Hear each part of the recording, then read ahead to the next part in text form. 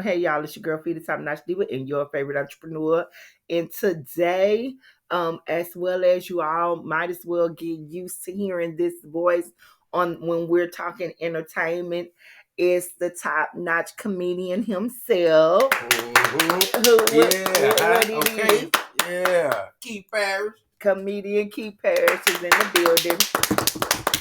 Woohoo! So we give it up. So we usually record on Saturday, but everybody has been asking about this whole thing with Katt Williams. He didn't put the internet on fire, right? Oh yeah. Well, let me say something. Katt have always been entertaining. This interview should have been expected and taken in as entertainment. That boy, that is he crazy. Yeah, get your chair and pull up so the mic can catch you.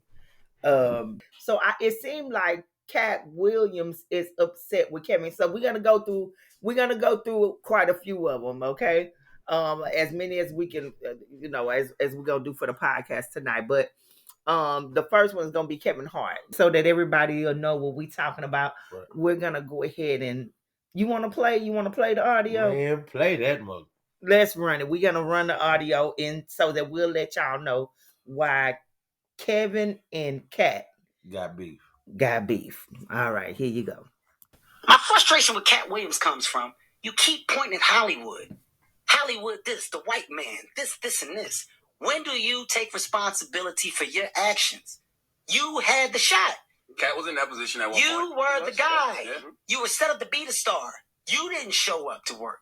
You fucked off promo shoots. You fucked off your promo fucking trips that they had set up for you. You became a risk to the studios, which is why the studios stopped fucking with you. Why was he a risk? He chose drugs. Oh.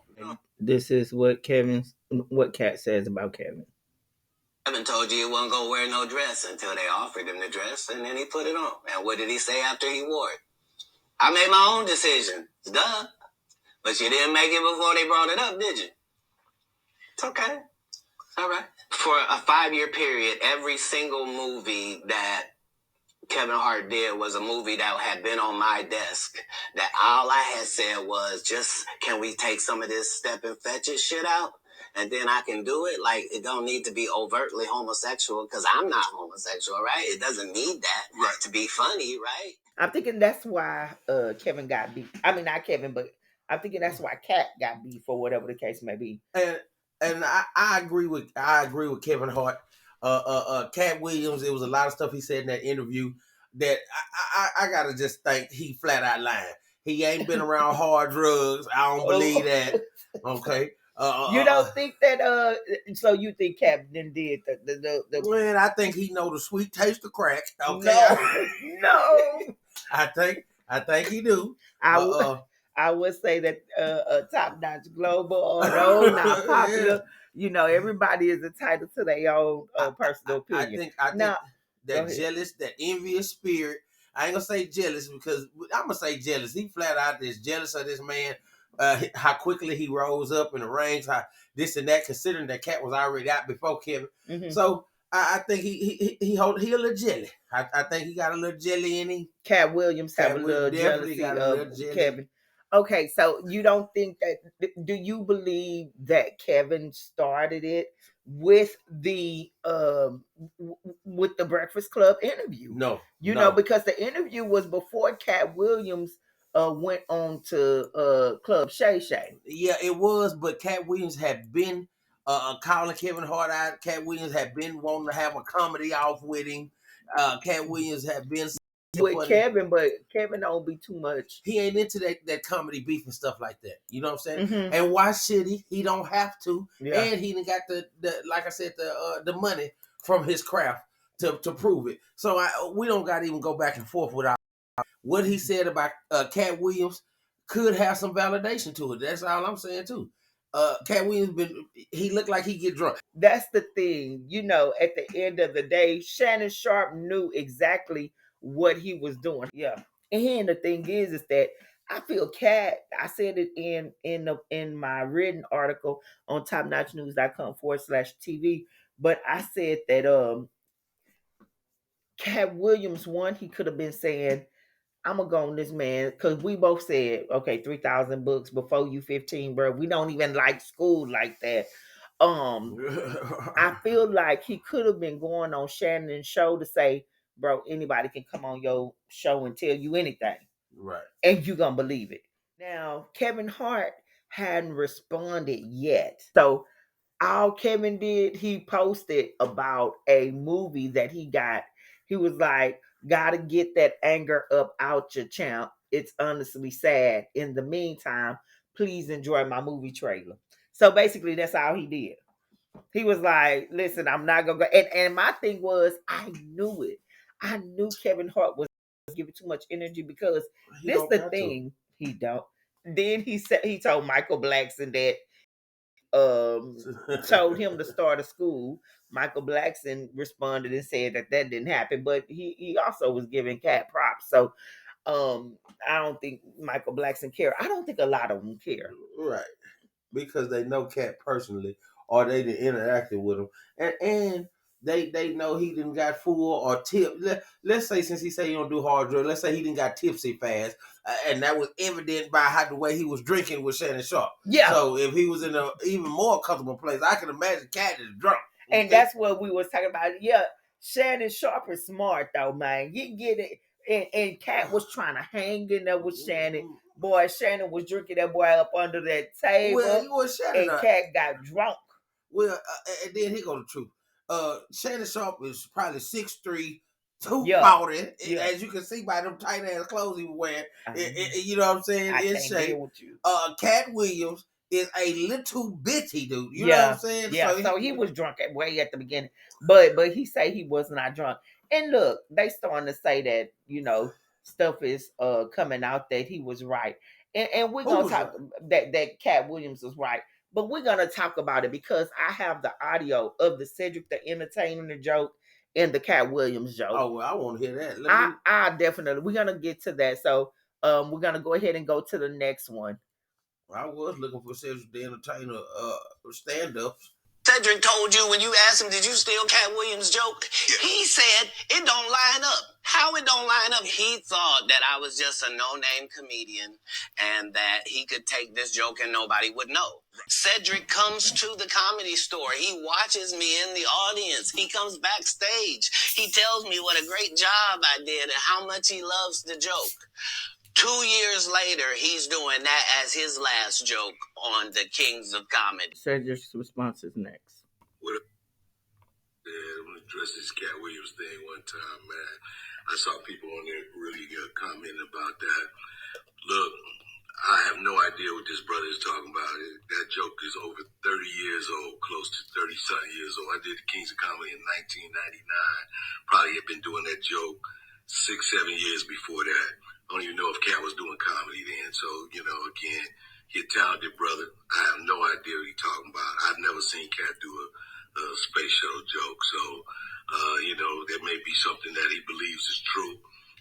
I've written a lot of jokes. I've had a lot of comedians steal my jokes as well. So I understand if you feel, slighted by that, but that's my joke. That's my joke, dog. Okay, and we have we're back. If you listen, you just heard Cedric Entertainer and Katt, and their beef, and it seems like it's a joke. Now, I did play the joke back, right, and I'll tell you, it's the difference is one is a shuttle, like said, is talking about how we would be if we went to the moon, right, and Katt Williams' joke is just about having loud music. But they both are leaning in the back, and the music is different. Everything else is different. So you seen the Katt Williams joke? Yeah. Okay. But what do you think about what we have already heard with Katt and Cedric? Cedric saying it's his joke. Okay. He did not take it from Katt Williams.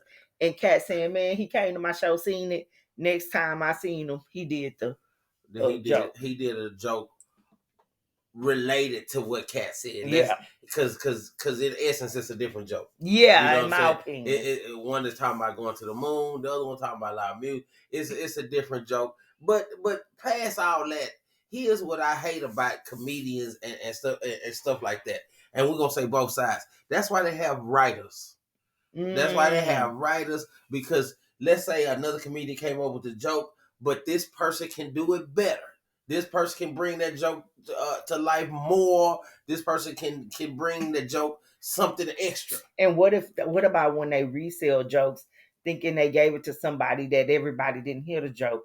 You get what I'm saying? Because a lot of comics, they write for multiple comedians. Some may be mainstream, some may not. The well that comedians draw their comedy from, it's a big enough well that all comedians or every comedian can draw from. You understand what I'm saying? It's just different versions about it that the comedian can bring to people's attention. So Katt could feel like that, but in truth, you really can't steal jokes unless you do a Mancino where you do the joke completely like it was done prior to. Then you can't, in my opinion, you can't steal jokes. You know, I don't know what Katt was on. Like I said, I totally feel like Katt went on there to prove a point.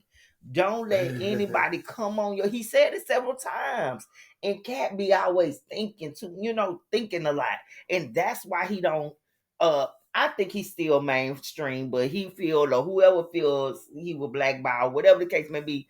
If that was the case, he was blackballed because he just thinks too much and too deep. Right.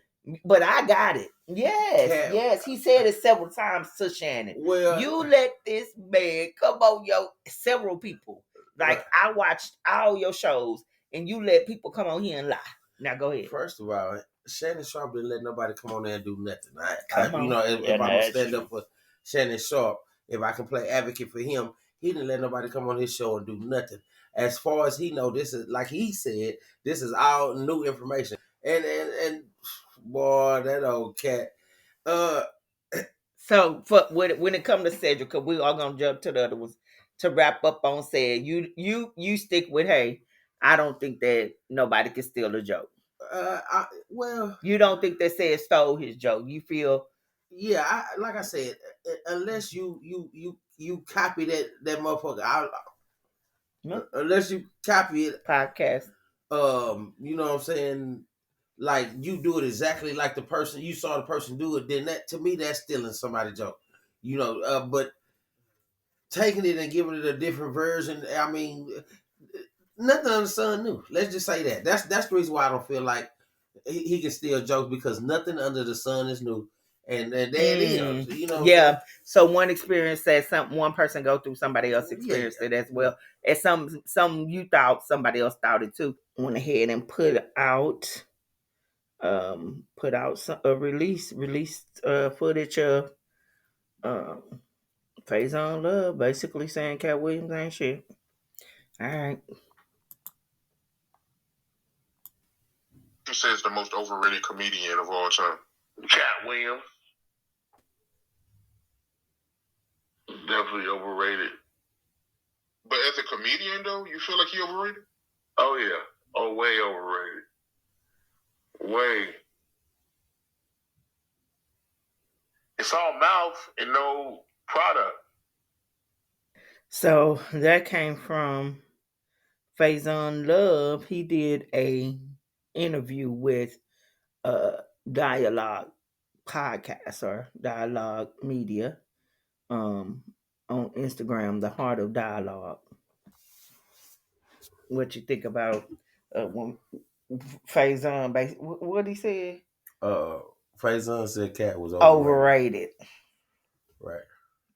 So do you think he does? So I guess we getting why Katt kind of went off on Faizon. Yeah, we is, and Katt. Now here's where I'm gonna play advocate for Katt Williams. He have been a more successful comedian than Faizon Love. Now that's the envy and jelly part on Faizon part. When somebody say who's the most overrated comedian in your opinion, you know what I'm saying? To me, that's almost like that real Hollywood Wives, where somebody just clickbaiting for some drama and stuff like that. And Faizon Love, instead of you being a real comedian supporting the brotherhood, you know what I'm saying? You gonna give him a name. You gonna give him something to work with. And of course, a comedian gonna fire back. Yeah. And he was, like I said, he was fishing.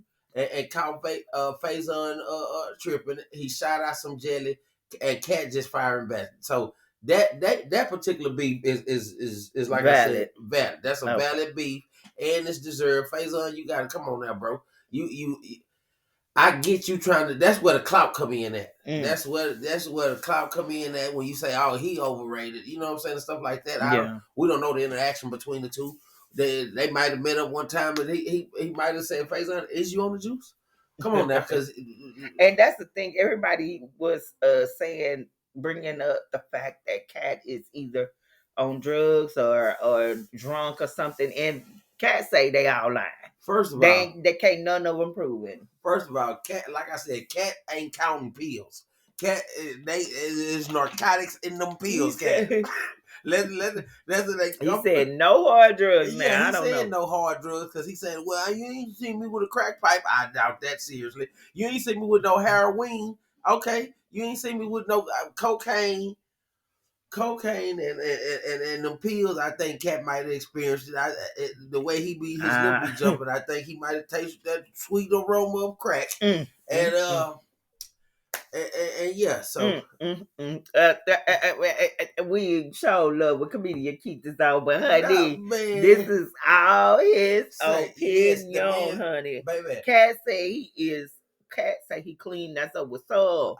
Okay, so for on beef with Faizon and Katt, I'm gonna wrap this one up. Yeah. It's gonna be Katt is that one, right? Yeah, Katt in his on his shit on that one.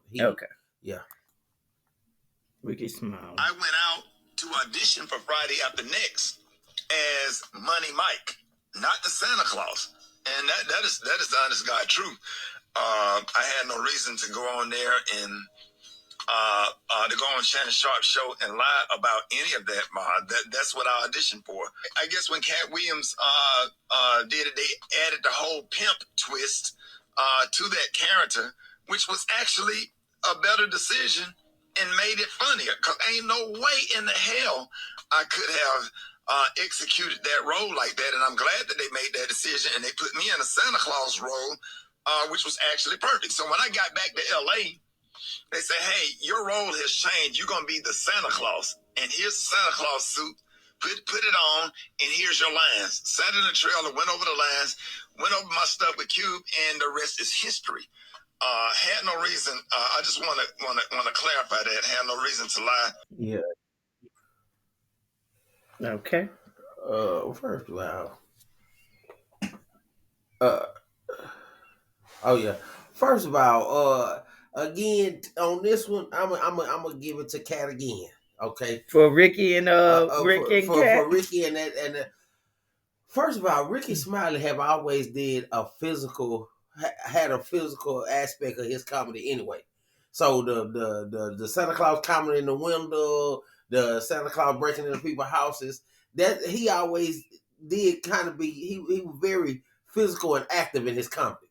So I can see Rickey Smiley playing that role. Now here go the truth.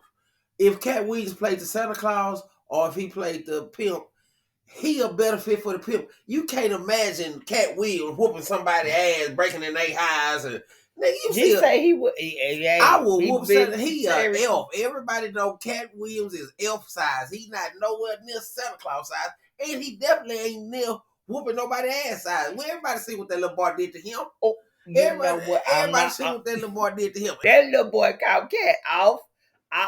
First of all, he caught him off guard and held him for a minute. Katt literally looked like he begged the little boy to let him go with his eyes. My bad, but go in there. No, I don't believe Rickey Smiley knew he wasn't going in there for Money Mike. First of all, Money Mike. I don't think it was Money Mike. That's what he was saying. Or the Money Mike was not a pimp. A pimp character. Yeah, that's what Rickey Smiley saying. So and it could be true. He auditioned for both parts, or he auditioned for a role in the movie, and they were just trying to see where his particular style of comedy fit. And I think they did a good casting. Whoever the casting director was did a good job. As I watch Rickey Smiley comedy, it is nothing about his comedy that say that he have done pimp roles or would do a pimp role. Even in his acting, nothing. Right. So and he said that too. Though. Right. So I wouldn't even imagine that they offered him let's have you downgrade women. I can't even imagine it. You know what I'm saying? Well, I definitely understand. And that is a wrap. That is our take for the night on the whole drama with Katt Williams. As you all know, this thing is still going. So stay tuned to topnotchnews.com and click on podcast or click on media and news. You can see our written articles or you can listen in to our podcast. Also, definitely go to topnotchnews.com and find out all the news that you can use when jobs as well as business opportunities and more. Thanks again for listening to the Known Not Popular podcast, hosted by your girl Fee, the Top Notch Diva, and our entertainment host, Keith Parrish, the comedian. Peace.